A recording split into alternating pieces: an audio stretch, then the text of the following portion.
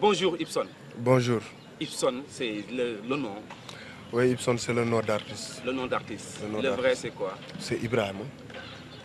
Pour vous parler de renouvellement, on ne peut pas trouver mieux. Un rappeur qui a écrit un livre, ça doit être rare dans le milieu sénégalais. Bon, je dirais même que c'est la première fois. C'est la Et première modestement fois. aussi. Modestement, c'est la première fois. Littérature. Commençons par ça. Littérature, ça veut dire quoi exactement? Vous pensez à quoi? Je dirais que c'est même littérature qui confirme que c'est un rappeur. Parce que littérature, c'est un néologisme. C'est-à-dire que on ne le trouve pas, on ne la trouve pas autant pour moi dans le dictionnaire. La position de mots est une dérivation qui se fait à partir de deux ou de trois morphèmes. Morphèmes ou syllabes, je vais dire syllabes pour mieux faciliter. Morphèmes sur trois syllabes. Et littérature devient un mot composé par la littérature, le rap et la pureté.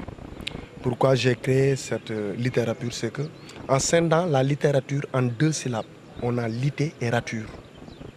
Et l'on sait bien que la littérature a toujours été le manteau des poètes, des dramaturges et des romanciers. Qu'il soit le naturalisme, le romantisme, tous ces genres littéraires se rangeaient dans la littérature. Donc nous pouvons dire que la littérature évoquait la grandeur. Raison pour laquelle j'ai amené la littérature pour purifier cette littérature. On a litté et rature. Mais dans la littérature, on a litté, rap pur. La littérature aussi, en même temps, c'est pour aussi donner un cachet au rappeur. Parce que le rappeur a toujours été taxé d'un... Le rappeur a toujours été marginalisé. Raison pour laquelle les gens même disent que le rap est une musique de la rue. Le rappeur n'est pas reconnu. Et je crois qu'à travers ce bouquin, qu'à travers la littérature, le rappeur aura son mot à dire. Et ça, d'ailleurs, c'est ça, finalement, à vous entendre, vous êtes en train d'anoblir le rap, de le purifier. Or, est-ce que ce qui fait l'originalité du rap, ce qui fait son charme, est-ce que ce n'est pas effectivement cette, comme on dit, art de la rue qui fait? Et même moi, je rejette le rap comme art de la rue. Parce que ici au Sénégal, nous avons un mot rap. Par exemple, quand quelqu'un est atteint d'un esprit maléfique, on a tendance à dire que rap moko diap. Autant dire alors que il est atteint d'un être maléfique. Bon, et ce mot rap là, ce rappeur, quand il est, ou bien même cette personne lambda, quand il est atteint d'un esprit maléfique, il se comporte comme le rappeur sur scène. Et pourtant, on a ce mot rap et on a l'autre mot rap aux États-Unis. Et si l'on voit bien aux États-Unis, d'habitude, ceux qui font du rap, ce sont des Noirs. Donc cela signifie que ces Noirs-là ont déporté ce rap-là et l'ont amené là-bas aux États-Unis. Raison pour laquelle je dis que le rap est né ici. Je suis contre que le rap est une musique de la rue. D'autre part, ce que je vais dire, c'est qu'en littérature, il y a ce qu'on appelle des figures de style. Et les figures de style, en général, ce sont des paraboles. Comme si on dit que le rap est une musique de la rue. C'est une sorte de métaphore pour dire que le rap est vaste comme la rue. Parce que si le rap était une musique de la rue, le SDF community, le SDF, le SDF, le sans domicile fixe, serait un rappeur hors pair. Le fou qui vit dans la rue serait lui aussi bon, un rappeur exceptionnel. Et pourtant, ces gars-là ne font pas du rap. Et je crois que quand nous rappons, nous utilisons notre esprit. Et là, on peut être au Sénégal et rapper ce qui se passe aux États-Unis. Est-ce que cela signifie que c'est une musique de la rue? Je viens d'une maison et je retourne d'une maison. Donc moi, je nie que le rap est une musique de la rue. Oui, vous avez votre définition effectivement du rap, mais on a toujours tendance à dire que oui, le rap vient du Sénégal, vient de l'Afrique. Là, vous expliquez, mais vous basez de quoi? Parce que les Américains viennent de l'Afrique. Pourtant, ça a été créé sur place. Ce n'est pas quelque chose qu'ils sont amenés avec eux. Parce que les Américains qui sont nés tout de suite font du rap. Ce n'est pas tout simplement quelque chose que vous... pourquoi les Africains ont tendance à s'accaparer, prendre ce rap-là comme, je veux dire, comme un art africain et qui n'est pas américain, qui n'est pas français, parce qu'on parle de rap français, américain et tout. Et moi, je t'ai pourtant donné, si vous me le permettez, du tutoiement. Il n'y a pas de souci. Okay. Et pourtant, je t'ai donné un exemple par rapport au rap qu'on a ici. Le rap qu'on a ici on peut comparer ce rap-là à l'autre rap. Moi, ce qui me pose problème, c'est que si c'était un blanc qui avait rappé aux États-Unis, là, on pourrait dire que le rap est né là-bas. Mais c'est un Africain. C'est-à-dire quelqu'un qui a quitté ici en Afrique pour aller aux États-Unis. C'est ce que je veux expliquer. Et n'oublions pas, parce que Victor Hugo disait que puisque le monde change, il faut être de son temps et donner à ce temps l'art qui lui convient. Si l'on se rappelle bien, quand Aristote disait les genres, quand Aristote faisait l'éloge des genres littéraires, il avait omis le roman. Le roman faisait partie des genres mineurs. Mais de nos jours, le roman est devenu le genre.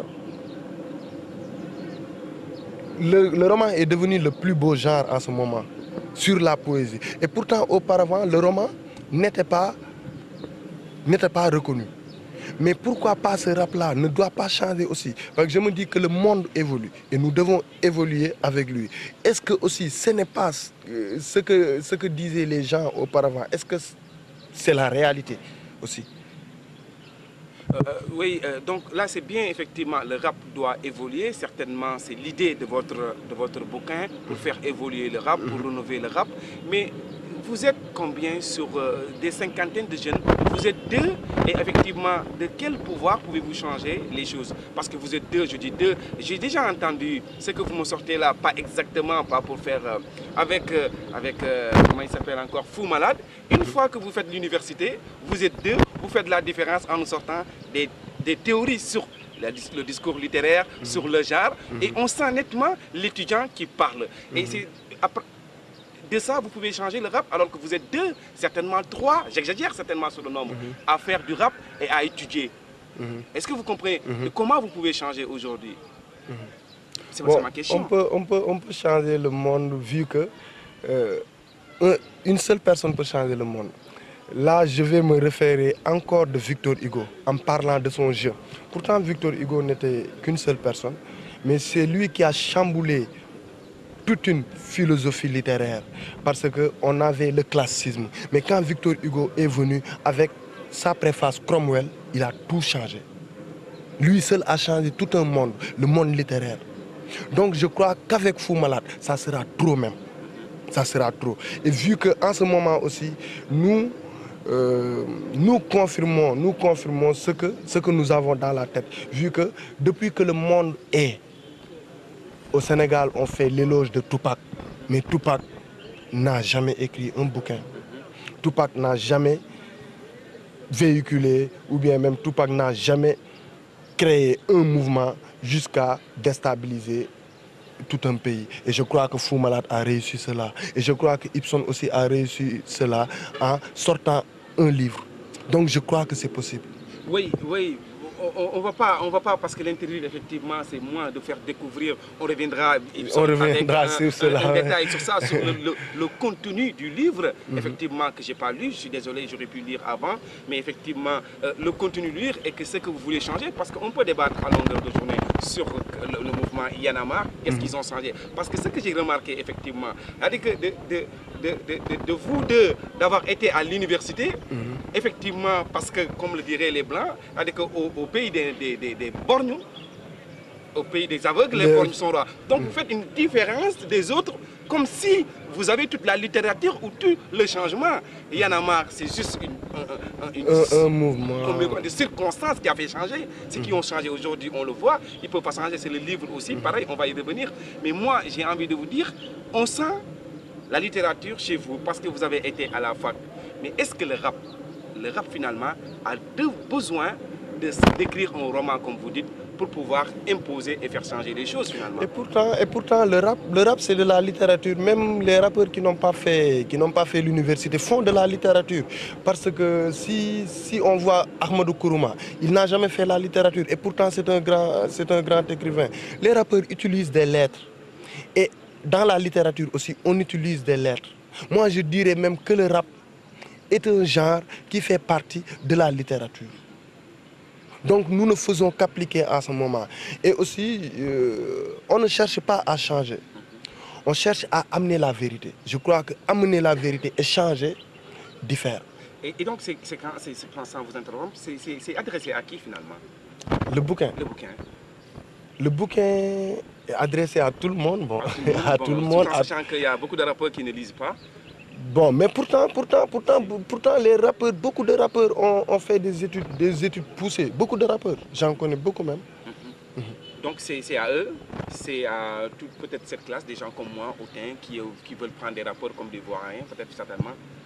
Tout simplement, même ce bouquin, ce n'est pas seulement pour les rappeurs, c'est aussi pour les grandes personnes, c'est aussi pour les professeurs de l'université. Et là, je vais vous dire que même le bouquin a été pris dans l'école doctorat à l'université Cheikh Anta Diop, de Dakar. Donc nous pouvons dire que ce bouquin c'est pour les intellectuels, ce bouquin c'est pour les Américains aussi, ce bouquin c'est pour le monde entier.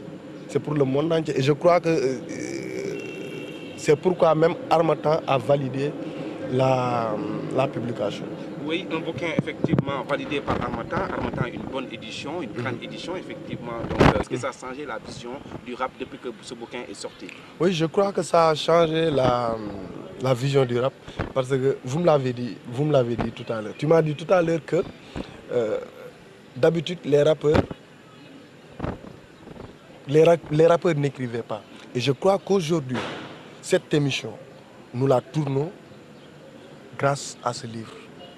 Pas forcément, mais bon, je vous l'accorde. Pas forcément, pas forcément pour nous. Parce qu'on a pris notre rapport. Mais bon, aussi, ça c'est important. Ouais, et aussi, tout simplement, je crois, j'ai fait des plateaux. Je ne sais pas si je peux donner un exemple. Oui, non, il n'y a pas de souci.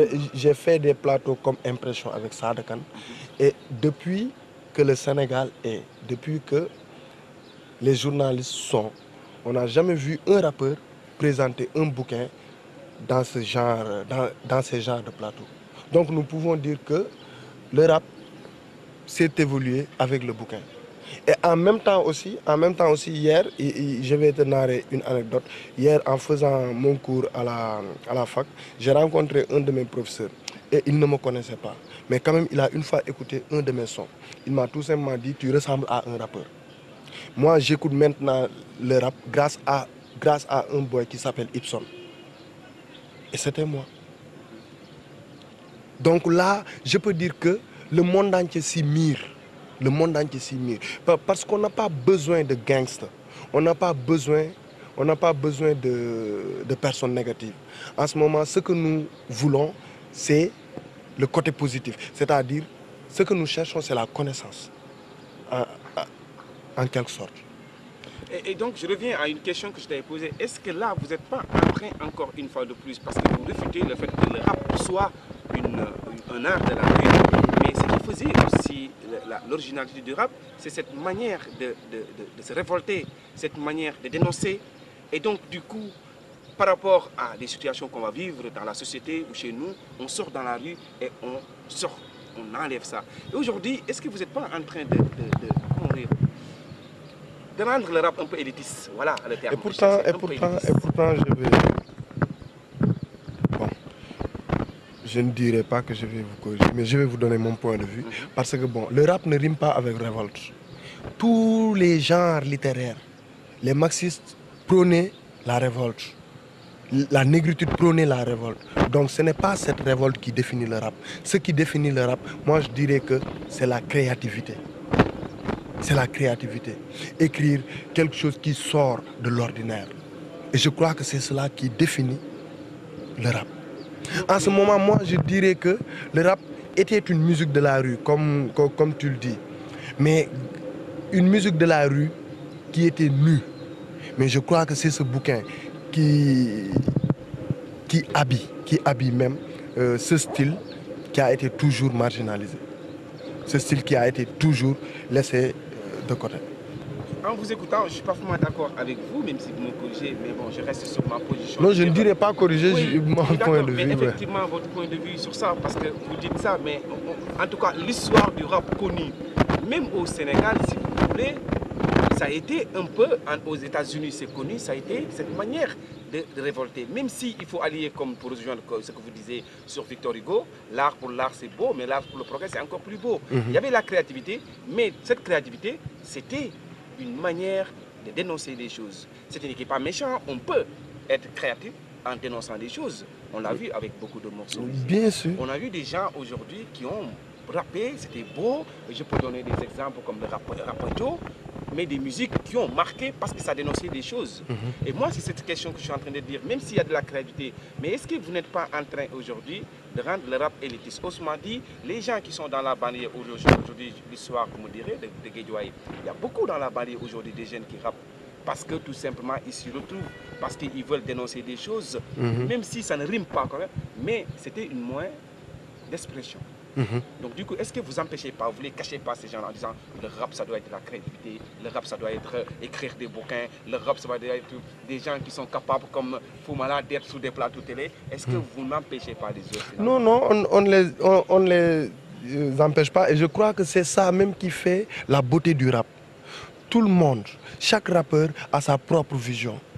Même si l'on se réfère toujours dans la littérature, on voyait pas mal de littéraires qui ne partageaient pas les mêmes visions. Donc le rappeur qui est dans la banlieue peut se mirer sur un autre style. Et aussi n'oublions pas que dans le rap, on a pas mal de styles.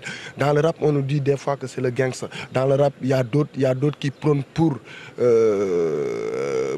comment on le dit encore, le dirty south, je ne sais quoi. Moi, j'aime pas ces noms américains là. Moi, j'aime pas. Il y a le dirty south, il y a le gangster, il y a le hardcore. Donc là, un autre peut même dénoncer Ibson ou bien un autre peut critiquer Ibson s'il ne partage pas. Et c'est ça qui fait la beauté du rap. La beauté du rap, aujourd'hui, le rap sénégalais, on est où? Il a pris un élan, à mon point de vue, de novice. Il a pris un élan, on a l'impression que ça régresse aujourd'hui. De mon point de vue, peut-être que je le vois. Et pourtant, le rap sénégalais a beaucoup évolué. Vu que maintenant, même si tu écoutes à travers les radios, tu verras que maintenant le rap prend le dessus sur le mbalax à ce moment. Parce que au moment où je vous parle, nous avons même un conseiller qui nous représente au ministère de la Culture. Et je crois que le mbalax ne l'a pas encore. On a un conseiller en cultures urbaines. Donc je peux dire que le rap a vraiment évolué. Le rap a vraiment évolué. Le rap a évolué parce que... Et ce livre confirme même que le rap a évolué. Le livre audio de Kergui de Kaolack confirme que le rap a évolué. Et au niveau international, si l'évolution, peut-être ça doit se sentir au niveau international. Au niveau international, le rap a évolué parce que ce livre se vend au niveau international. Ce livre a été... Ce livre est sorti pour la première fois même à l'international avant de sortir ici au niveau national. Mais là, je vais encore revenir sur ma question. Et là aussi, je vais vous dire que vous faites bien votre interview parce que tout à l'heure, vous avez dit que vous êtes excusé sur le pourquoi vous n'avez pas lu ce bouquin. On ne peut pas parler du bouquin sans pour autant parler de la littérature parce que la littérature est une sorte de portail pour entrer dans le bouquin.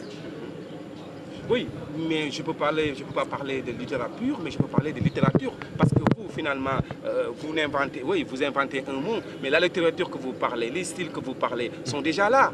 C'est des choses qui existent. Donc, effectivement, je ne peux pas parler de littérature, mais je peux parler de littérature et de rap à côté. Et c'est ce qu'on va parler, parce que finalement, vous parlez beaucoup du livre. On va revenir. Vous parlez beaucoup du livre. Non, j'ai dit que tu ne m'as pas bien compris. J'ai dit que tu as bien fait. Tout à l'heure, tu t'excusais sur le fait que tu n'as pas lu le livre. Mais en ce moment, on fait un débat sur la littérature. Et la littérature est le portail de ce bouquin. Donc, on ne peut pas parler de ce bouquin sans pour autant, au préalable, parler de la littérature. Et tu as bien fait de me poser des questions sur la littérature. Parfait. Revenons maintenant sur le livre. Parce que là, vous parlez, et c'est ça, moi, j'ai encore du mal. Il va falloir que vous me répondiez sur ça et mes auditeurs. Vous parlez beaucoup du livre.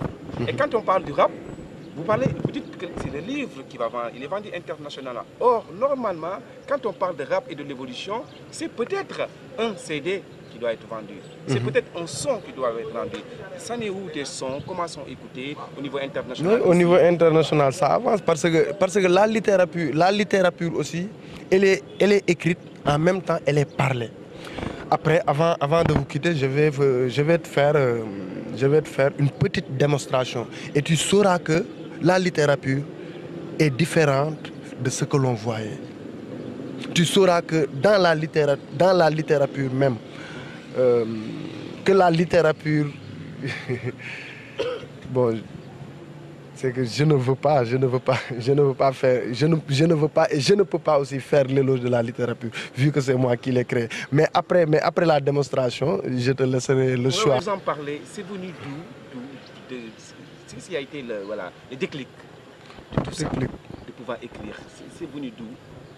Parce que vous avez fait des cours à la fac, en anglais, et pourtant, non. Bon, je suis un étudiant de lettres modernes, mais ce qui m'a inspiré, moi, je dirais que comme tout Africain, et là, je vais donner même ton exemple, tout en te félicitant, parce qu'à ce moment, je crois que nous sentons l'air, nous sentons que nous devons changer, nous devons amener notre petite pierre.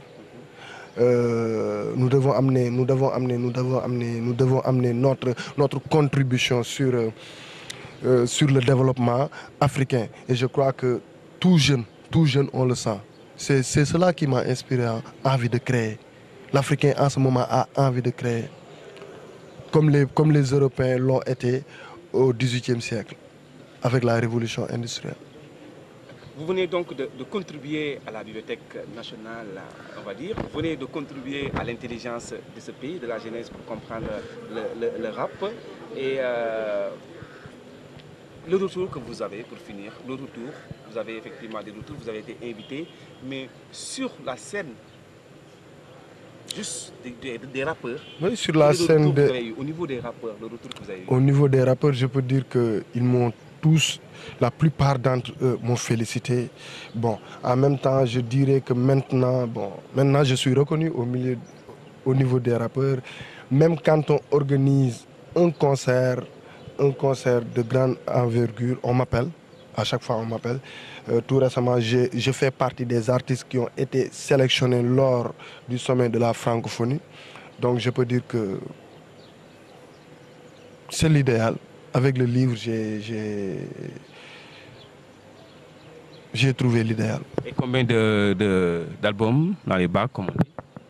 Bon, le livre aussi, ça, je reviens. Le livre était accompagné d'un album de CD de 18 titres qui a été produit par un label qui nous vient de Grenoble, France, le label Chamalin.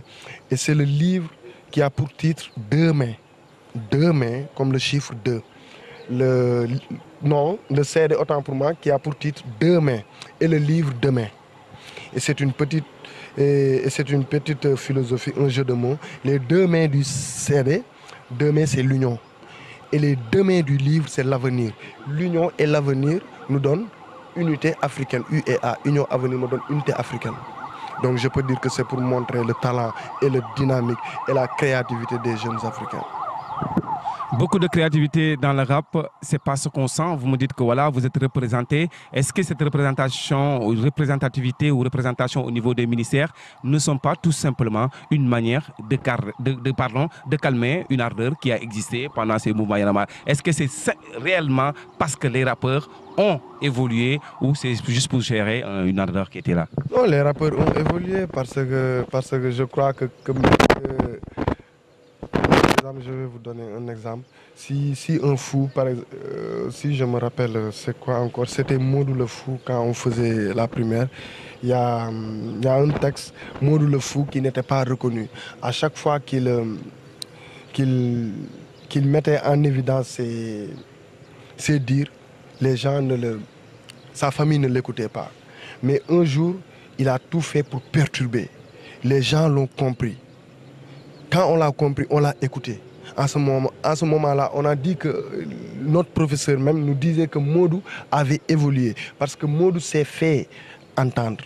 Donc je peux dire que cette ardeur même justifie que le rap a évolué. Et je crois que c'est cette ardeur-là qui est allée jusqu'à ce que l'on respecte le rappeur pour lui donner un conseil au niveau du ministère de la Culture.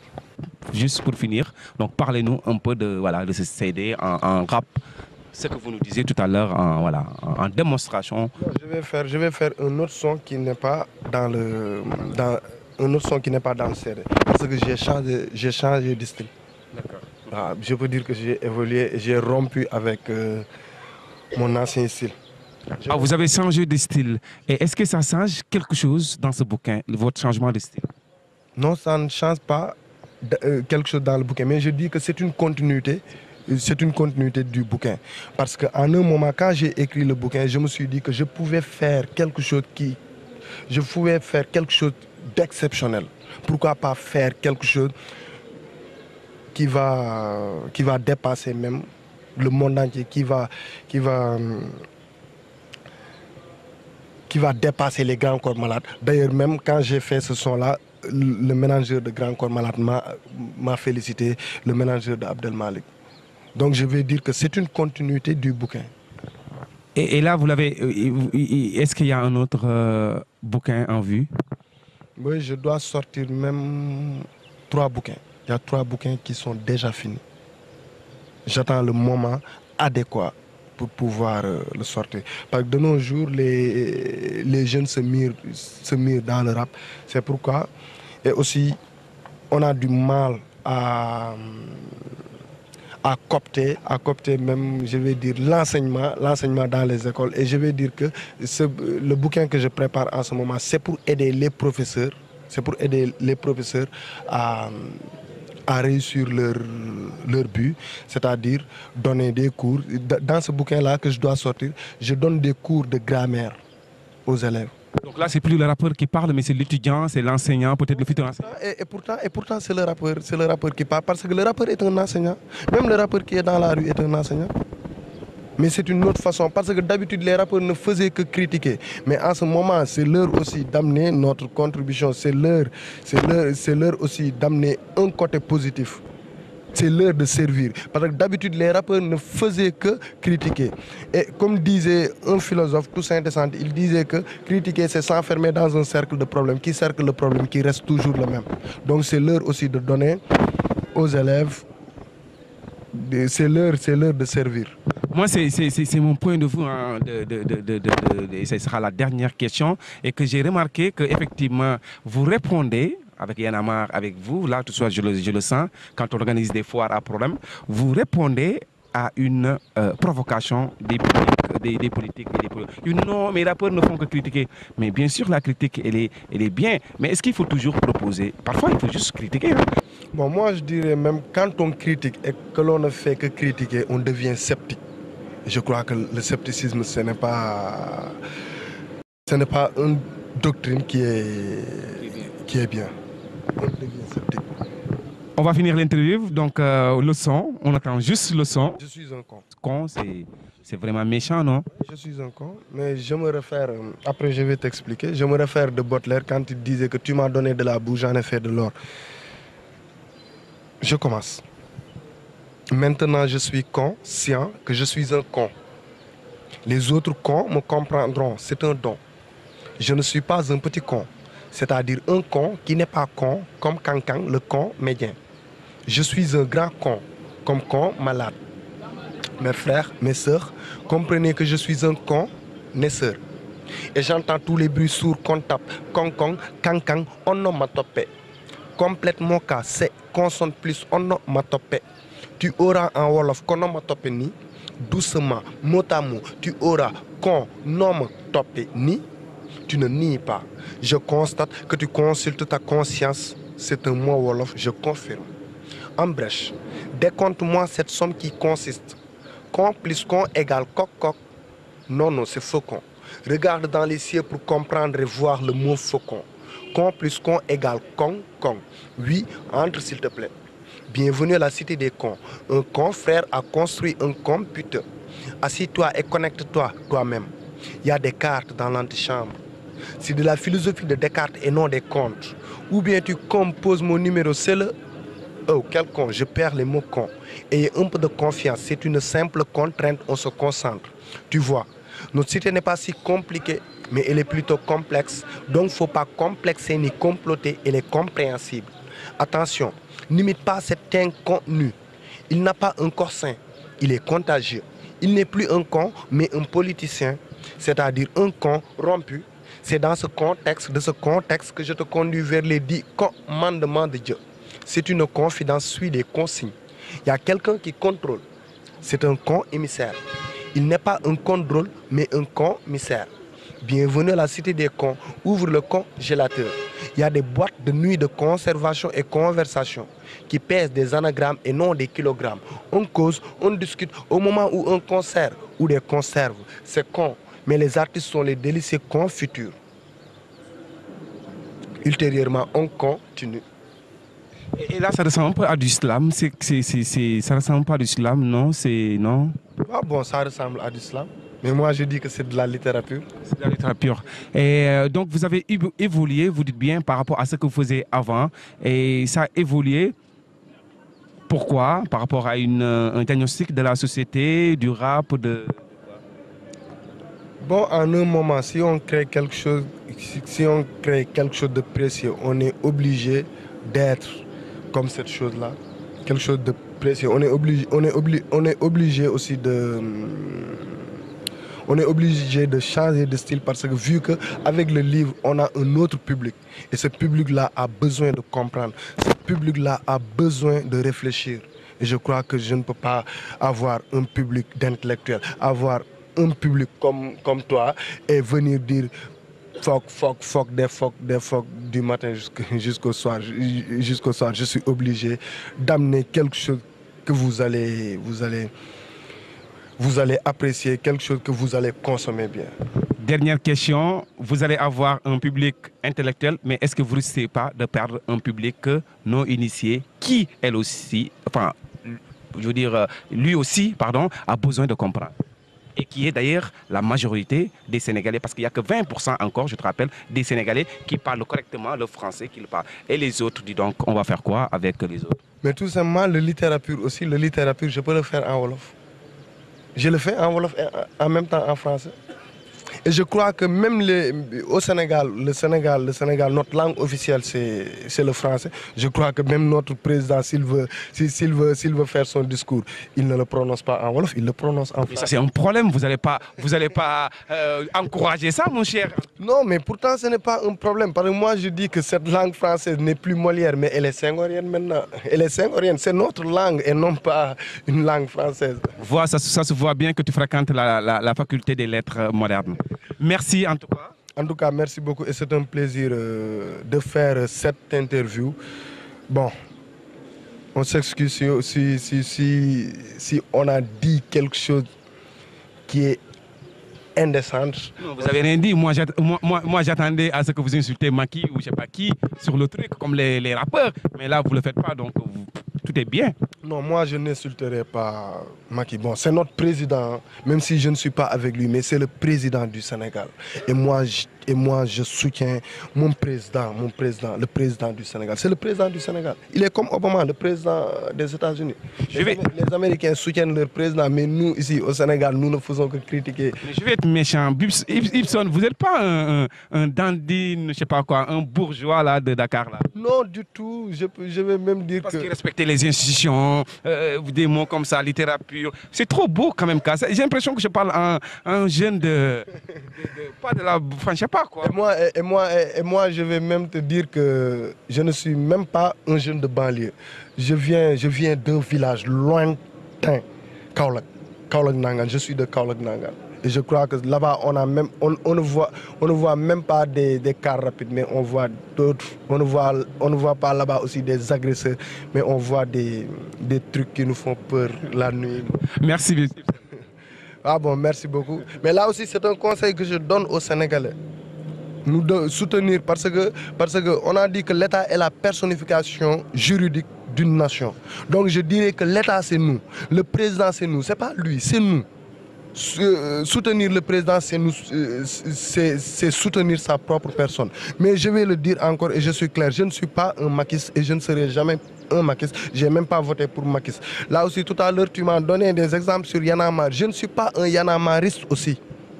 Je n'ai jamais été un Yanamariste. Pour être clair. C'est bien de le préciser. Merci. Vous êtes sur adjenews.info. C'était avec Ibson, pardon, bien sûr. Vous avez vu un bouquin, Demain, œuvre rapologique, effectivement, qui parle de la littérature. Merci. En tout cas, livre à lire. Et on attend les 2 prochaines ou 3 prochains livres.